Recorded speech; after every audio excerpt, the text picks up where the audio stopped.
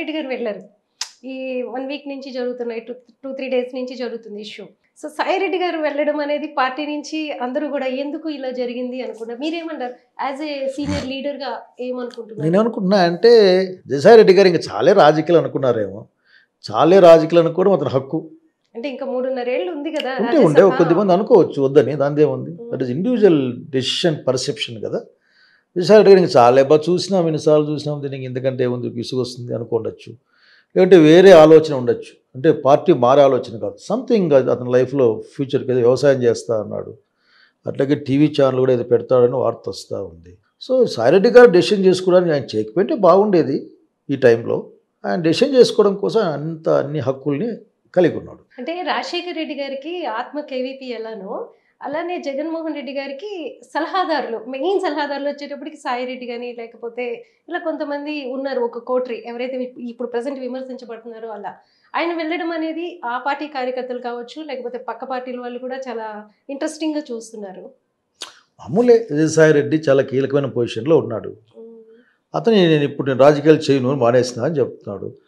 ఒక 4-5 రోజులు అది అట్లే ఉంటుంది. దాని వాటి తర్వాత విజయసాయి రెడ్డి ఇన్సిడెంట్ కూడా మర్చిపోతారు. మళ్ళీ విజయసాయి రెడ్డి గారు ఏదైనా కొత్త విషయం మాట్లాడితే తప్ప. సో అది పెద్ద ఇష్యూ ఏం కాదు. జగన్మోహన్ రెడ్డి గారు వైసీపీకి కేంద్రం, అతనే దానికంతా. మిగతా వాళ్ళందరూ దానికి అటాచ్ అయిన వాళ్ళే. సో ఇంతకాలం విజయసాయి రెడ్డి గారు ఉపయోగపడ్డారు, పనిచేస్తారు, దాన్ని గౌరవించాలా పార్టీ. ఆ తర్వాత ఆయన నిర్ణయాన్ని కూడా గౌరవించాలా. అంటే ఇక్కడ ఆత్మలు అలా ఏముండవంటారు? ఆత్మలు ఏముంటాయి అవన్నీ క్లోజ్ గా ఎవరు రీచ్ అవ్వలేరా? ఇప్పుడు రాజశేఖర రెడ్డి గారు మీరందరూ చెప్తారు కదా చాలా హార్ట్ఫుల్ గా ఉంటారు ఆయన అని చెప్పేసి. రాజశేఖర రెడ్డి గారు ఇలా చేతులేసి మాట్లాడతారు, అందుకే ఆయన మేము అభిమానిస్తాం, ప్రేమిస్తాం. అనుమానం ఏం లేదు దాంట్లో. అంటే ఆ రిలేషన్ జగన్మోహన్ రెడ్డి గారు చేయలేకపోయారా? విజయసాయి రెడ్డి గారితోనా? ఆయనతోనే కాదు, ఎవరితోనైనా. విజయసాయి రెడ్డి గారిని ఎట్లా, ఇప్పుడు రాజశేఖర రెడ్డి గారు ఉన్నారు, మేము పిల్లలం, మేము కొత్తగా అతను చూసేకపోయే వాళ్ళం, అట్లా పొట్ట మీందో భుజం మీందో కొట్టేసి ఎట్లా ఉన్నావు అనేది అంతే. ఇంక మేము అడిగింది లేదు, ఆయన చేసింది లేదు. అట్లా కలిసేకే పోయేవాళ్ళం రోజు 2-3 సార్లు. భుజం మీద చెయ్యి వేస్తే అసలు ఆ చెయ్యి ఎక్కడ తీసేస్తాడు అని ఫీల్ అయ్యేవాళ్ళం.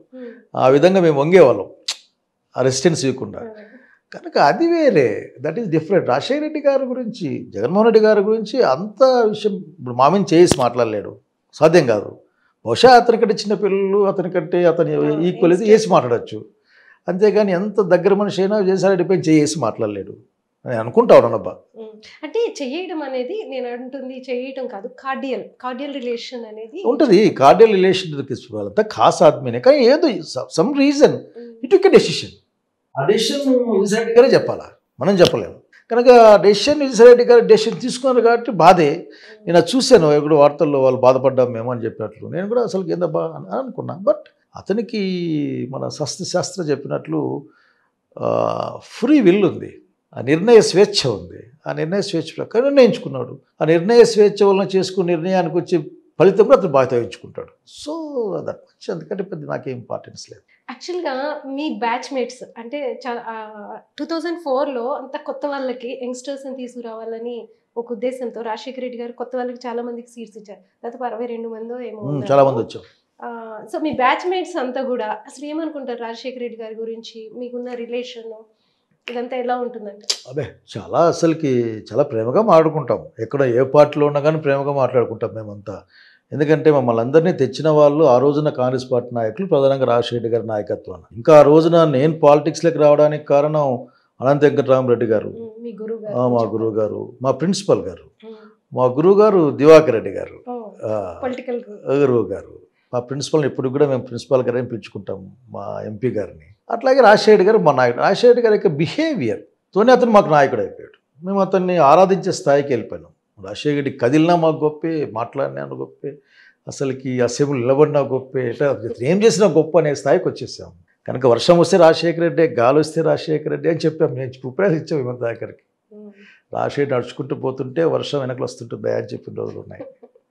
కాబట్టి that is different, that is different. నిజంగానే మా పొలిటికల్ కెరీర్లో మేము ఏదన్నా ఆనందంగా నవ్వుకొని చెప్పుకునేది ఏదైనా ఉంటే అక్కడే.